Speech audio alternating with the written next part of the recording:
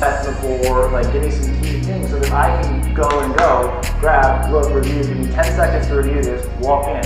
How do you remember that, right? So you become this team that becomes a superpower. They're servant leaders. They're behind the scenes, and they allow the space for people to grow into. And I think that's a really important comment. You got $50 from 60 people.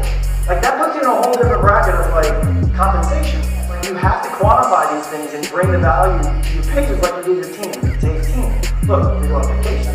You have the ability to make a lot more than your base salary or hourly if you're an A player. The reemployment rate is like 95 or above. That's the one thing that relates to the most healthy, productive, profitable business out there. The DSO sits above and the profits flow up. It allows the marketplace to become the world for your practice. So your valuation can go up.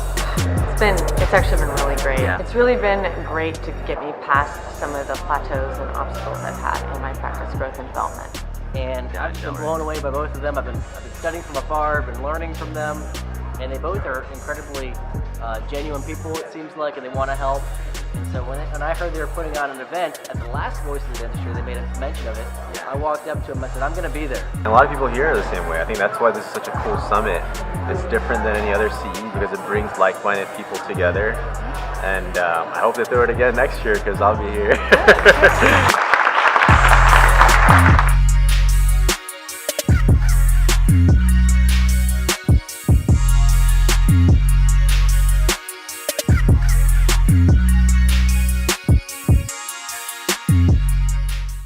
All right, everybody, welcome back to another edition of the Bulletproof Dental Practice Podcast. I am flying solo today without the help of my esteemed partner, Dr. Craig Spodak, but I'm excited because I have a great buddy on with me today, a gentleman that I actually spend my free time with in Atlanta, and I'm just blessed to know this man. His name is Tommy Breedlove, and he's a featured keynote speaker, an author, a business coach, and a mindset coach. And he's done some mindset coaching on this guy right here that's speaking. So literally it dawned on me. I was like, Tommy, my people need to hear what you have to say. And you're just an amazing human, man. I know you from your journey. I know you just as a guy who's helped out a lot of my friends and helped me out. And I think you can impact your mindset can impact some of the way that our dentists listening to this podcast can feel. Before I welcome you to the show, I gave Tommy a little context of kind of just dentists because no one knows dentists like a dentist, right? And I was kind of explaining to Tommy that, you know, dentists are in this world of an isolation. You know, we typically, a lot of us practice by ourselves, and we don't have a lot of interaction with other dentists other than online and stuff like that. So it can be a lonely profession. It's one that's filled with I feel like a high level of depression, which, you know, everyone knows that dentists suffer from that. And sometimes it leads to even worse things that come from that. I think that statistic is getting better. But anyway, Tommy, I want just to give Tommy some context so he could kind of tweak what he's about to say. Tommy's helped me a lot with my life with just some complexities. And really, I had this problem of always saying yes to something and being like, oh, let's take a meeting and this and that. And so Tommy's kind of drilled into me, you know, if you're not just passionate, if it's not a F yes, then it's a F no. And we can just say, well, I guess we can drop an F bomb here there, Tommy. But anyway, I'm rambling. I want this man to speak because whenever he does, people stop and listen. I've seen it live many times where just a room full of people just become captivated with this man. So Tommy, thank you to coming on, pal.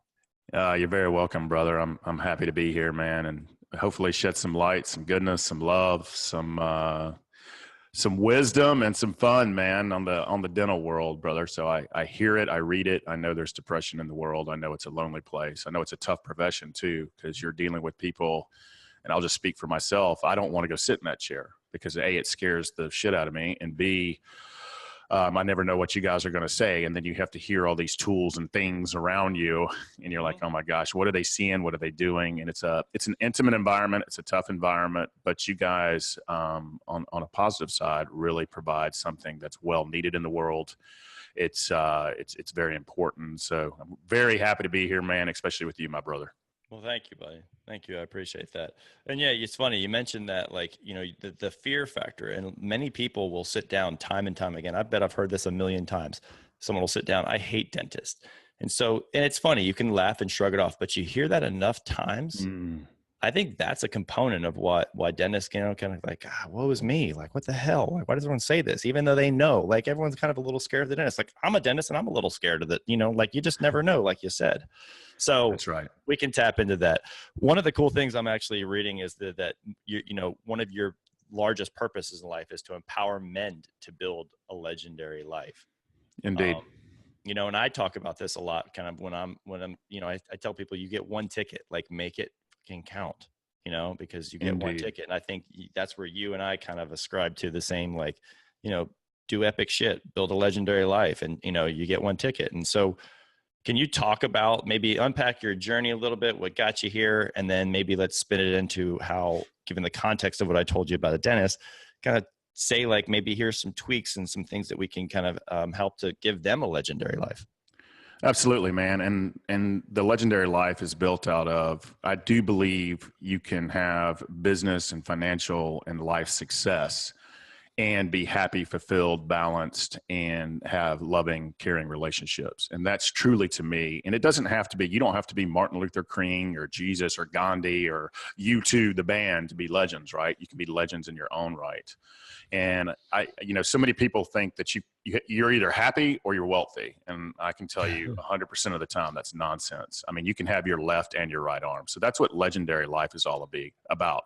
It's about working on the mental state. It's about working on the emotional state, the business state, and the relationship state to make you the best man that you can possibly be, so that you can leave a legendary legacy, whatever that means to you. And so the reason this fell in my lap, brother, I'd never in a million years planned on being a motivational speaker nor a business and mindset coach for ambitious men. I'll start in the middle of my journey. I was a junior partner at a very large public accounting, financial consulting, mergers and acquisitions firm. Grew up from very humble beginnings. And so I was chasing this thing called success, one deal at a time, one business transaction at a time, and a lot of money at a time. But I found myself looking at 37 years old. I'm literally at the top of an office looking down on the city, got the fancy watch, got the nice car, got the suit, the cufflinks, got the title. And I looked behind me and all it was a wake of destruction, man. My relationship was collapsing. Friends were running out of my life. And brother, if there's a checklist of 100 things not to do in life, man, at that point I had checked off like 95 of them. And literally after 3 days of complete chaos, and probably after doing literally a $50 to $60 million deal 4 days before, I woke up in a ditch. And it was just this aha moment of, man, either you got to get up and live, or this train's going to end up in a bad place. And for me, that meant death. And so I decided to transform my life. And when I transform my life, I'm talking about from an emotional standpoint, a mental standpoint, a business standpoint, a balance standpoint.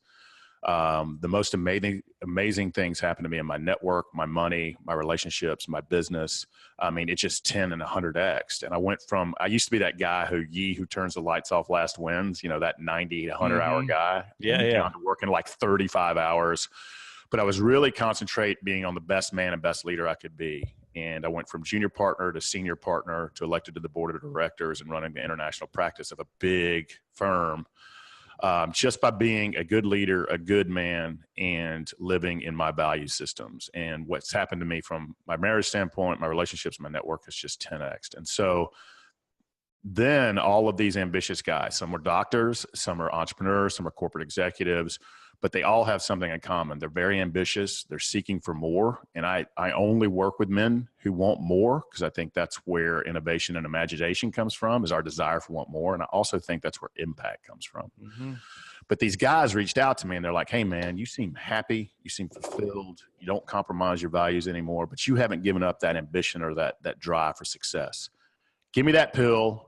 Give me that magic, come in on the white horse and fix me, man. And so I was like, there's no magic pill. It's hard work. So I'm 8 years in on this journey. It's a craft for me. I study emotional health, mental health. I go to conferences. I have a life coach. I'm in a men's mastermind. So this is a passion and calling for me in life, is to help men live their best, most fulfilled lives in whatever legendary capacity that means from them. And so that's my journey. And how I got to doing what I'm doing today. It just literally fell in my lap. So my story is over. And that's, and I've heard that story many times, and every time it shocks me, because I know the person you are today, and just kind of the genesis of where it started and where you are now, and then just coming with realizations. And I'm sitting here as you're talking, I'm like, I wonder if people have to have a bunch of bad shit to like have total gratitude for the good shit now that they have, and to have, I don't know, like sometimes I was just listening to you talk, I'm like, the people I know that really have this, like, I don't know, zest for life, have had tragedy in their life happen. And I hope that's not the case. I really don't hope that someone to experience that in totality has to have horrible things happen in their life. But I've seen that time and time again. And I don't know if it's just the context of, balance of the scales, but I don't know, maybe you've seen it where it doesn't have to be that way. In fact, well, I was just working with a man in San Diego, and, but it doesn't, life is hard. Mm-hmm. Here's the truth. You said it, brother, and you said it best. We're all going to die. Mm-hmm. And the only power we have in life is choice. Nothing more, nothing less. We can influence our families. We can influence our health. We can eat right. We can diet right. We can work hard as dentists. But at the end of the day, all we have is choice, and it can be taken away from us in a heartbeat. And I was just working with the guy in San Diego, though, and he said, I feel like I'm the only one around that hasn't had major tragedies, or maybe major mistakes, or major values compromises. And I'm like, his name's Dan, and Dan is a very famous author. And we just happened to do some improv tech work together. And I was like, Dan, people need to hear that story. But here's the key. Dan he wasn't apathetic. He cared. But people need to hear the story of dudes, especially dudes, doing the right thing without going through the rock bottoms and the triumphs and the affairs and the drug addictions and all the other shit that happens to us. I mean, we all struggle, man. And let me be clear too. And I love saying, let me be clear. That's Pete's probably smiling right now. But I don't care how famous you are, how successful your dental practice is, how many you have.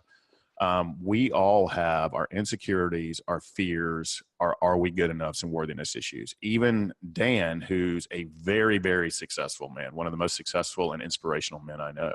Mm-hmm. And we want to tell his story, but also the reason we were working together is because he's looking for that next purpose-driven, fulfilled place in his life at 69 years old.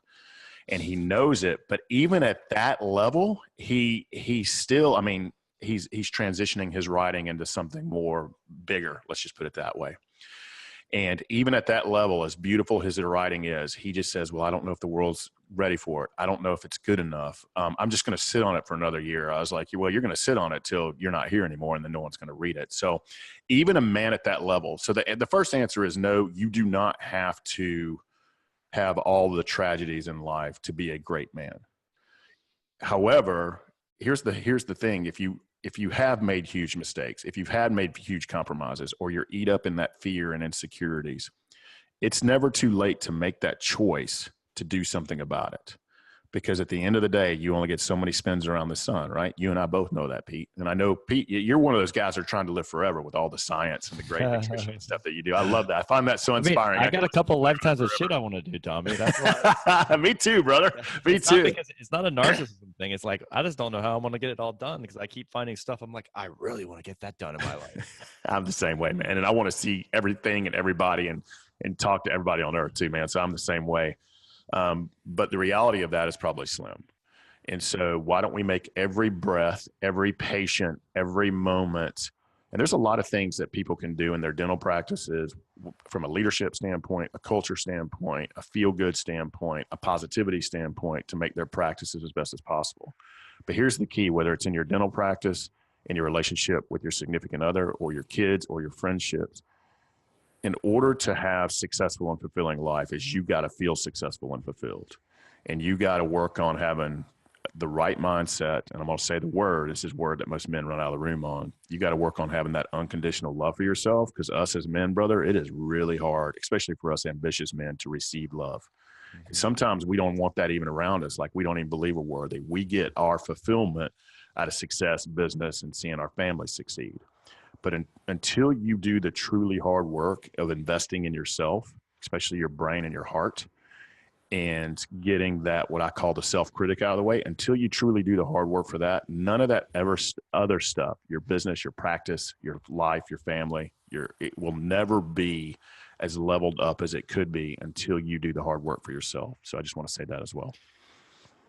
Okay, I need you to expand on that. Like, what do you mean? What do you mean by like working on? And I hear you. I think this is striking a chord with me, because you're right. Like, I get content and fulfillment by accomplishments, right? But and maybe that's just avoiding, real talk or real work on something else. I don't know, right? But like, so I want you to unpack that a little bit. Like when you discover that with men, especially ambitious men, like you're saying, what does that mean? What does that pivot towards? So the pivot is this: I never want to change the human, especially a human that gets driven by accomplishments. Because to me, that's what the world needs. And that's the men I want to work with, is men who are driven to succeed. However, here's the key. Are you driven so much by success that you're compromising other parts of your life?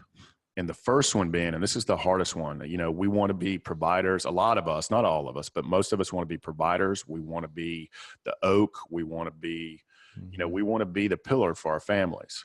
And most of the time, I'm not saying all of the time, but there's a lot of my work that says anecdotally that this is more true than not. And I'm getting into the 90, 95%, is we put ourselves last. A lot of us ambitious guys will work on our physical health. We'll do the gym. We'll do the fun. We also like to do the extreme sports because that's what we like to do. That's more of a challenge and success thing. Can I conquer that? Because we want to conquer at the end of the day, because that's what, we're fighters, we're fixers. That's what the thing is. But are we putting ourselves last? Because achievement in itself will not provide you that fulfillment inside that says, in that contentment and that happiness. Because what happens if all of your business and other things are taken away through some sort of, life happens. Mm-hmm. And when you're alone with shut doors and no one's around you and there's nothing else to conquer, there's nothing else to conquest. And let's say you get to be worth, let's use a high number, $5 billion. Time and time again, I have seen that the money success does not lead to fulfillment, happiness, service, gratitude, and true unconditional love, self-respect, and self-mastery over our thoughts. So the pivot is not to change who you are as a man. The pivot is to give you skills and to become a master and a craftsman at the skills of mastery over your thoughts, for unconditional self-respect, and to ensure that you're building your heart and mental muscles. Because I promise you, if you build those just like you do your physical muscles, especially your heart and mental, you will be the best leader, the best dentist, the best husband, and the best father that you can possibly be. But it's just like going to the gym, man. The hard work never stops. And I wish guys would come to me when they're not on the trauma table. I'm in the pain and purpose business, brother.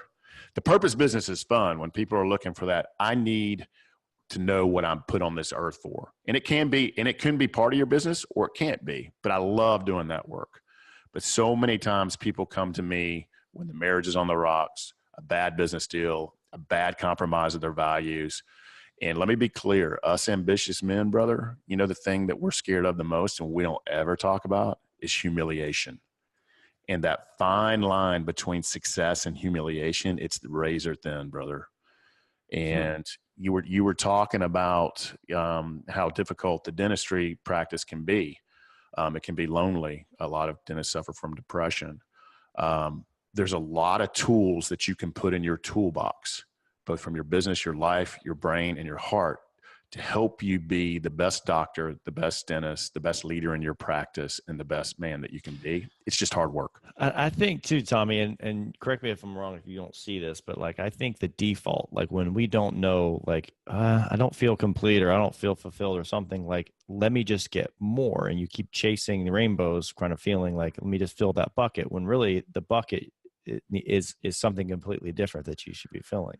And I think there's also too a little shame, like our society now there's a little shame in more, like us wanting to like more, and everyone associates it with greed.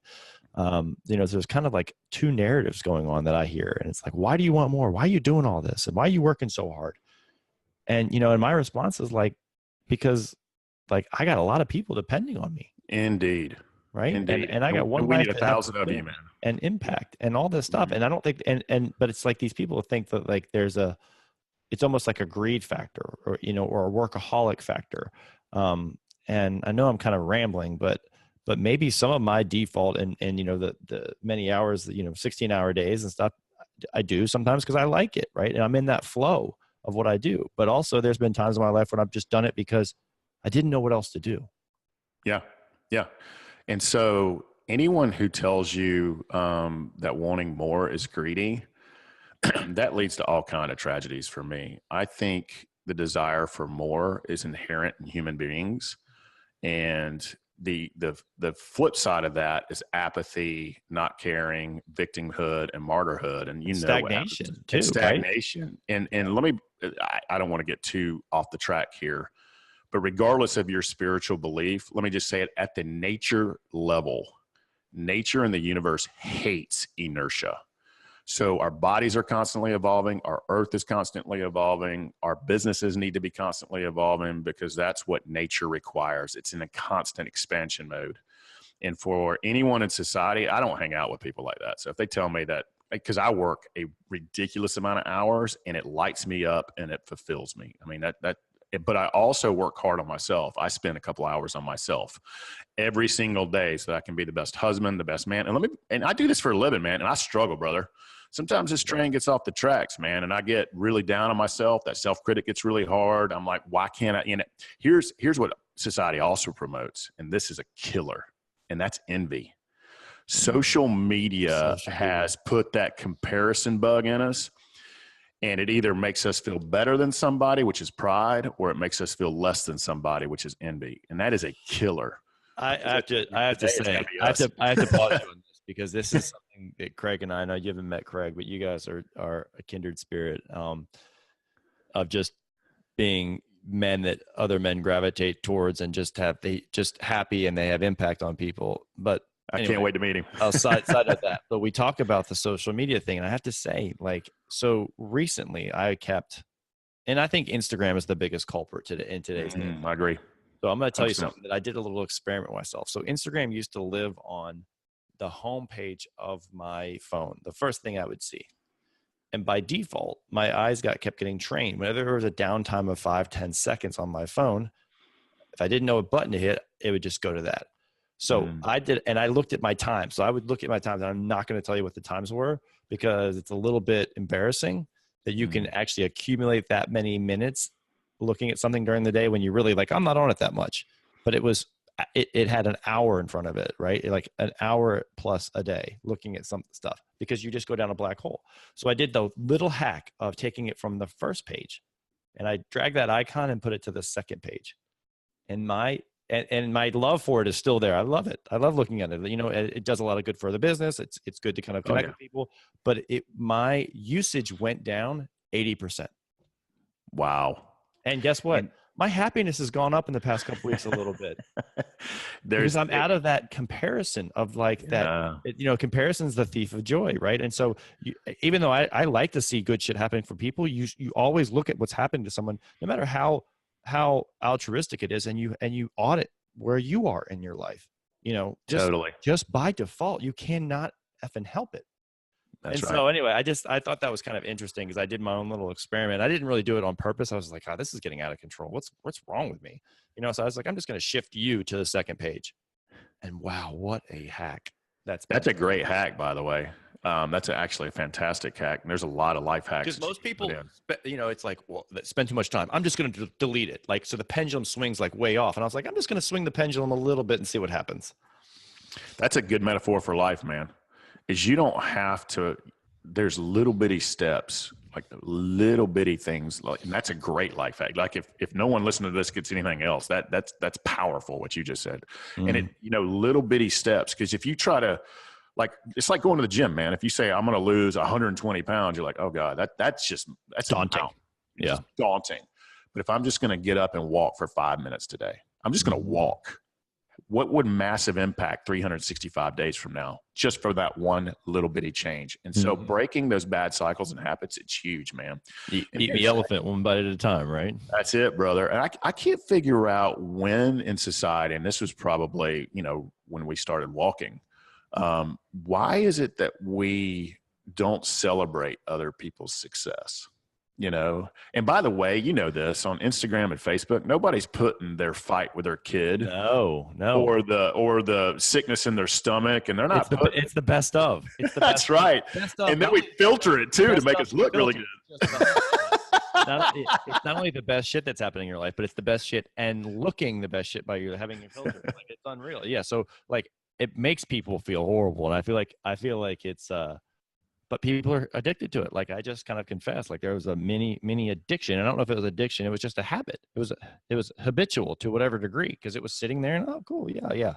It's an endorphin hit, right? And it's designed to be that, right? I know we can get into all the science, 100%. even the way, the style, and the feel of the phone on its own.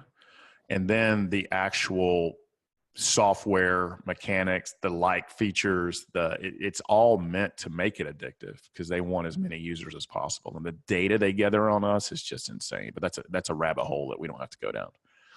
But yeah, envy's a killer, man. It's a killer, and we all suffer from it. No one is excluded. So it's kind of crazy.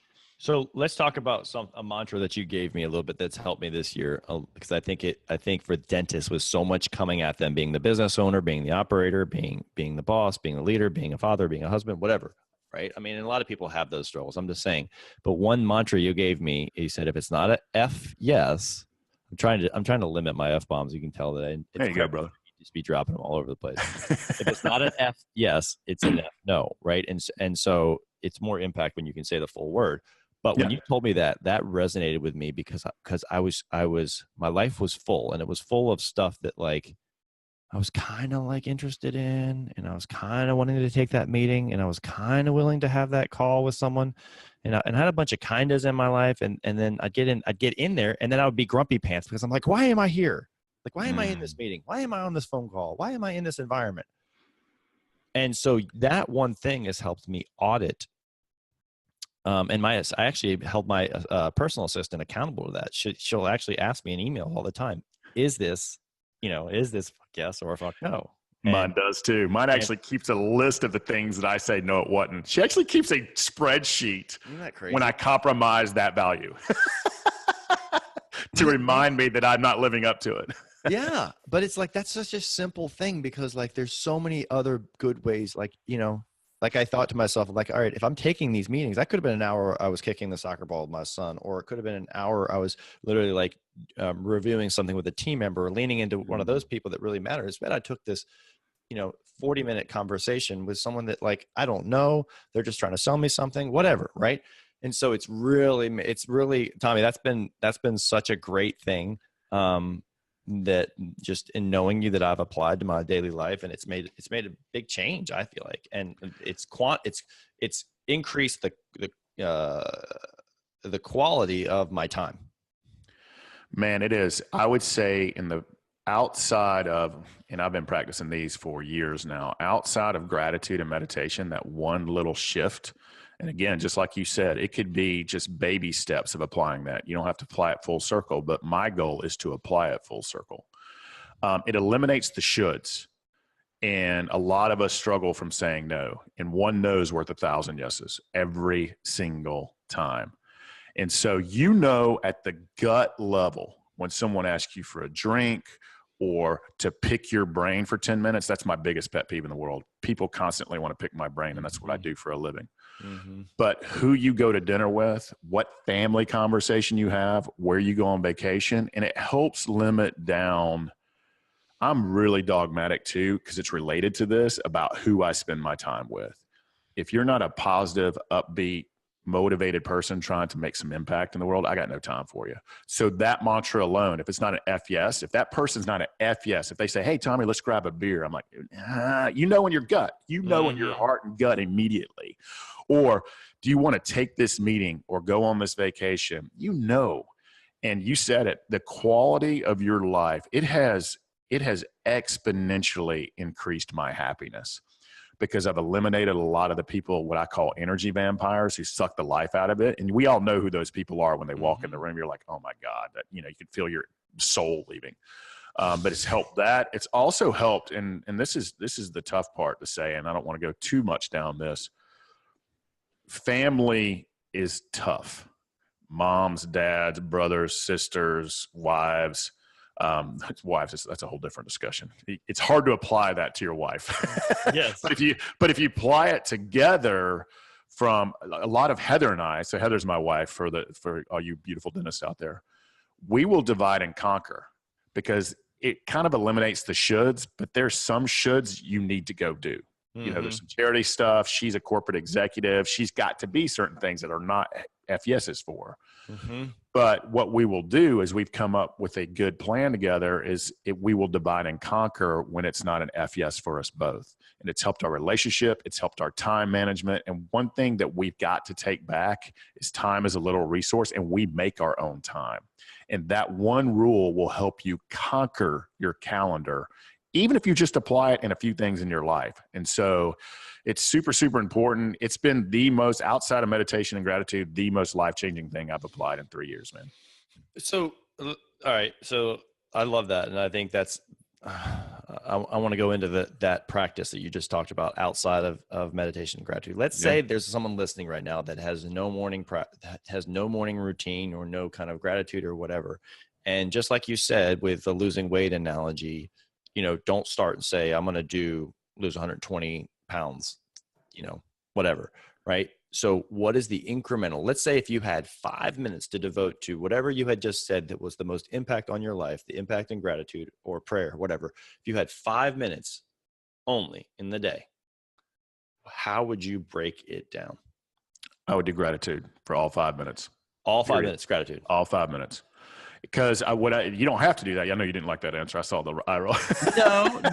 No. 5 minutes is a limited amount of time, and it goes by fast. That's 300 seconds, brother, you know? But no one ever talks about, I actually need some help on this, because bro. So gratitude, right? Yep. So finding the little things in life, you know, but sometimes if you do it day after day after day, like I find myself like the gratitude just comes the same thing over and over again. And then I'm like, oh, well, I didn't think about my kid today, and my wife today, and my dog, you know, my family today. Right. Like, and I feel almost guilty for not including them in the daily gratitude. Oh, yeah. You know what I'm saying? Self-critic. There's the self-critic that we all have. Oh, I get it, brother. Hey, it takes one to know one, man. I got the same thing. So if anything stagnates, it's the same thing with going to the gym, man. If you just do bench press every day, which us dudes like to do, it's the weirdest thing. You're going to get bored as hell, man. That's the truth. And so getting up, and one of my formal practices is writing down 5 things every day, but I haven't gotten tired of that yet. And I've been doing it for years. But here's what also, you can mix it up during the day too. So anytime I get in an angry state, or a sad state, or a comparison state, or I'm just not, I can tell I'm not in my body. Traffic's pissing me off. A business partner's made me mad. I got a client not doing what they're supposed to do. My wife's, we're not getting along. It instantly, puts something in your brain, and it can be as simple as, I'm thankful that I have the breath in my lungs. I'm thankful for the heartbeat. I'm thankful that I live in the United States and get to live one more day and try. What it does, regardless of the form, you can do it in your brain. You can do it out loud. You can do it in your car. You can do it in the shower. You can do it. I do recommend doing it the last thing before you go to bed, because it will help you sleep, and it puts you in a state of love and abundance, as opposed to, man, what do I got to do the next day? Am I going to get some sleep? And that fear thing that we all, that ambition thing that we struggle with. However, mixing it up throughout the day, here's what gratitude does. It gives you and you and I talk about it, especially for us ambitious men. We want to make sure that we're not being complacent with our gratitude. Right. But it's not a ceiling, brother. It's a floor. It's something for us to stand on. It's something that gets us present. And that's what all human beings in life struggle with, is being where our feet are. Are we right here, right now? And if we just take a moment, thank you for my life. Thank you for my health. Thank you that I get to do this podcast, that I have a microphone, that I have a shirt on my back, that I get to eat. It gets you present, and it gets you, there's 2 states in life. And I don't want to go too into this. There's love and fear. And they're exact opposites. So much of our life is on the fear side, and scarcity side, and competition side, and not good enough side. But that instant shift of doing it could be 1 minute a day or 5 minutes a day, but especially doing it when you're getting in that state of anger or insecurity or fear or overwhelming, because we get that, I hate the word busy. I wish we could take that, but we get overwhelmed with our schedules, right? And you get that moment of overwhelming. It's almost impossible to be angry in a state of fear and insecurity when you're being thankful for something. And it could be little bitty things. Yeah. So that's the biggest thing that I would do. And all of the greats, from the great spiritual teachers to the great business leaders to the just people that we are inspired by and aspire by, that's probably the most consistent. I'm a studier of this, man. I'm a craftsman of this type of stuff. That's the one thing that's been the most beneficial in my life.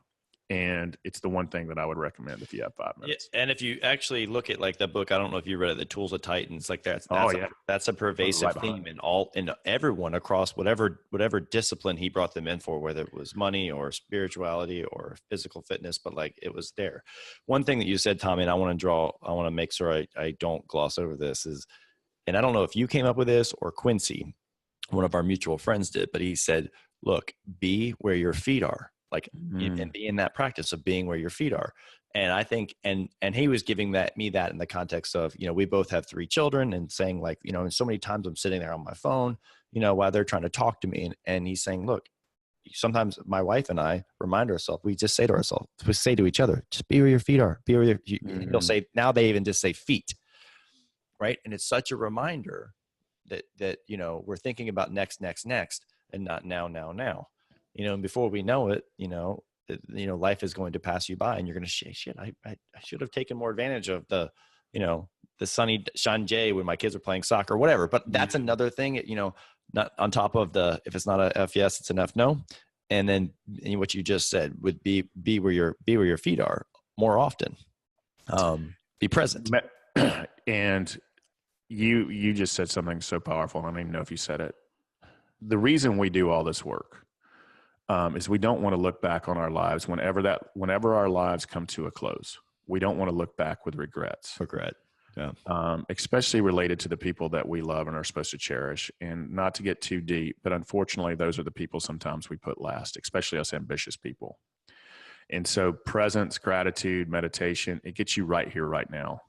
And it gets you in the moment, because we're never going to be in the future, and we're never going to have to relive the past. And so many of us live, looking behind us or looking ahead of us, and we're programmed for that. And our phones certainly take away the present moment from us too, because we're drifting somewhere in the future when we're looking in envy probably. But one of the things that will help you with that regret and looking back on your life with just true, oh my God, this is beautiful, is catching yourself throughout the day. And this is a practice, by the way, something that I teach, and it takes a lot of time and a lot of energy, but it's so worth it's to build that muscle, going to the gym. Oh, 100%. If you ever have a dinner with me, I promise you, I will be present 95% of that. Because I make it a practice and a focus to hear and feel everything you're saying, because it's that important to me. If I've used that mantra, if it's not an F yes, it's a no, and I'm having dinner with you, and I'm looking, and I want to hear and see everything you say, and I want to feel everything you say, because I don't want to look back later in the night and say, man, I was at that business deal, or man, I got this real estate investment going wrong right now. So it will change your relationship with your significant others. It'll change your relationship with your kids. And let me trust you, they know when you're somewhere else, and it eats them inside out. And it eats us inside out. And so presence, that's another skill. That's one of those skills I was talking about. And you got to build your mind muscle too. You got to build your heart muscle, and meditation and being present builds both. So it's just critically important. I have to say it's a tough practice to stay consistent to. It's probably the one thing I've struggled the hardest with. I can go to the gym and I can be accountable for the trainer, and I can stay physically fit. But there are days when I'm just like, I don't know. I can't do it today. I don't really feel like doing it today. And it's hard to stay in that groove. But I have to bring up something funny. I need to grab this book real quick to show you. Do it, man. For your audience, there's a dog in the background. There's beautiful pictures of his family. There's a book. So Tommy and I are in a group together of 8 men, and we just kind of help each other and lean into each other, and whether it's personal or business or what. So one of the recommendations was to get this 5-minute journal. Tommy. And so when Chris, one of our friends in the group, said, "Hey, everyone get this, we'll kind of discuss it." And so it's a gratitude journal, right? So I looked and I was like, I need to get that. And so I go into my Amazon to buy it, and it says purchased 2014. 5 years ago. 5 years ago. So I go home and I'm like, what? This is crazy. So, and lo and behold, I look at it on my shelf. I see, there it is. It's in my bookshelf. I open it up, and I had committed to the practice for about 30 days. But then it dawned on me, right? So this really was the light bulb switch for me. Yes, I hear it's a practice in building the muscle and you go through it, but I thought that was just kind of, okay, like there's really no value other than just building the muscle. But now a light bulb went off and I said, holy shit. Now I have it. I went back and looked at what I was struggling with in 2014. I looked at kind of what was going on because I don't remember. I have a horrible memory with recollection. And now I have a documentation of what I was doing back then. And it literally like cued me into, oh yeah. And God, look how thankful am I that I'm not in that position now or dealing with this now. And so it was literally like a documentation. I was documenting my life without knowing it. I was like, oh, and then I got banged up about the fact that I hadn't been doing it for 5 years, and like, whoa. So it was just really cool. So I think that was the side benefit other than just doing it, is that it serves doing what you're saying and writing things down, and actually it journaling and doing things like that.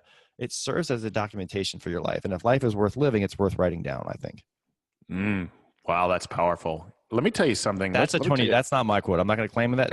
That's a Tony Robbins quote. Literally, he talks about. He probably got it from Jim Rome, and Jim Rome probably got it right. Nothing is new. I got it from Buddha, and Buddha got it from who knows. So none of this wisdom is ever ours. But you make up a great point. Something that we celebrate our birthdays, we celebrate our kids' birthdays, we celebrate our vacations, but we don't celebrate the little moments in our life, the stepping stones that help us build Rome. And so here's a tool that I've implemented recently. And this was the idea from one of my administrative staff. We do so much during the week, and we influence so many lives, whether we know it or not, especially you guys in the dental practice. I mean, you're touching so many lives, whether they want to be there or not, out of fear or taken out of their time. You guys are touching so many lives in a positive medical way. And you've got people that work with you to help this. And my personal assistant, her name is Lindsay Macatala. I want to give her a shout out here. And she's one of the angels in my life.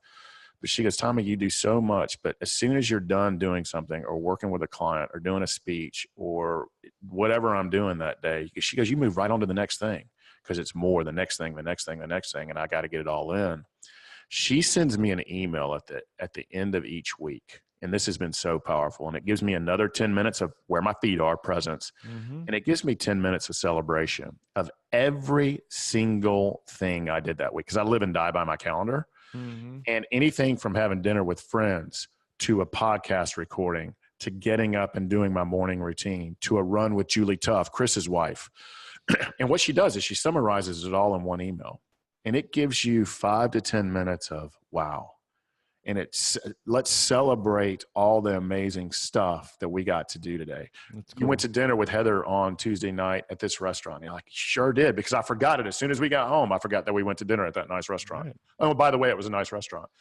That also has helped me from a present standpoint, a gratitude. It kind of encompasses it all. And I'm eternally grateful that she is A, kind enough to send that to me, and B, implemented that policy into our lives. It's been life-changing for me because it allows me to celebrate.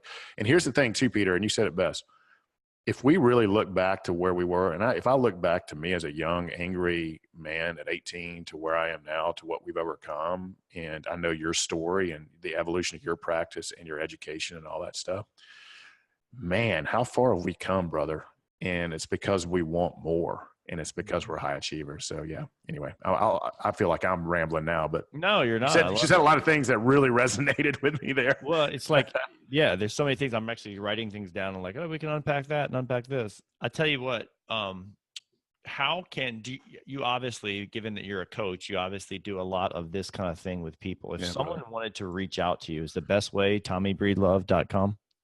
The best way would be Tommy@TommyBreedlove.com. Oh, just okay. email me directly. Email me directly. That would be the best way. We're doing a huge overhaul to our website because the book Legendary is coming. We just got our published date yesterday. Woo, woo. What's the date on that? Well, I'm going to have books in hand sometime in July. My copies, the hard copies. The actual hit the shelves in the bookstore is going to be next February, but I'll have books in hand in July. So I'm going to need one of those, pal. Yeah. And it's got all these tools we're talking about, simple tools that you can implement in your life too. And I wanted to say something I learned recently that was funny. But anyway, Tommy at TommyBreedlove.com is the best way. If you want to work on meditation practices, you want to work on fulfillment, you want to work on balance, or you want to work on, leveling up your business, or just to help you live that legendary life, man, this is what I was put on this earth to do. On that same note, it was funny. I heard something recently that made me laugh. We were talking about earlier about the wanting more. And you're greedy. This guy says, I think his name is T. Harv Eker. Don't quote me on that, but I think that's who said this. He said, anyone that says money's not important, run from them because they're broke. I thought that was so true. I mean, it might be true. Yeah, right? I think that's so true, man. But yeah, it's, life is tough. We're going to have ups and downs. We're going to have tragedies. We're going to have triumphs. It's not if the tough things happen, it's when. And building these muscles, your heart, your mind, your soul, your business, when the things happen. Well, but it's helps peaks us and overcome valleys, these right? things, It's Yeah, peaks totally. and valleys, clouds and dirt, as brother. Gary Vee says, it's you have those moments, and I think that everything happens for a reason. And so those valleys happen maybe because to make sure that you appreciate the peaks and the clouds and stuff like that. And maybe, I know, like you, every tragedy you've had, you learned a shit ton from, and the same with me. Yeah. But at the time, you play the "woe is me" card. You play the always. Why is this happening to me? Like, what did I do? Like, But then you look back and you're like, God dang, that's the best thing that ever happened. I know that's almost cliche at this point because everyone says that, but it's the truth. It's the truth, right? There's a silver lining. I think if you can focus on that silver lining as much as you can, as possible, or seek it, or have just faith that and I guess that's different for everyone, but have faith that everything's happening by design, not by mistake, and life is happening for you, not against you, not to you. Yeah. Not against you, not to you. Yeah. It's happening for us. Cool. So that was, I'm going to quit on that, Tommy, because I don't know where that came from, but I love it. Craig, this is more of Craig's thing and not mine. So I can't wait to meet that dude. Vicariously. Yeah. He's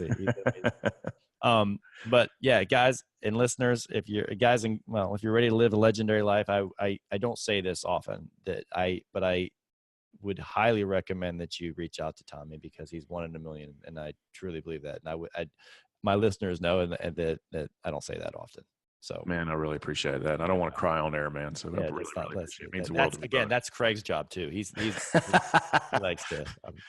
That's one of my metrics too, brother. We were getting these alphas to cry. That's a benchmark for me.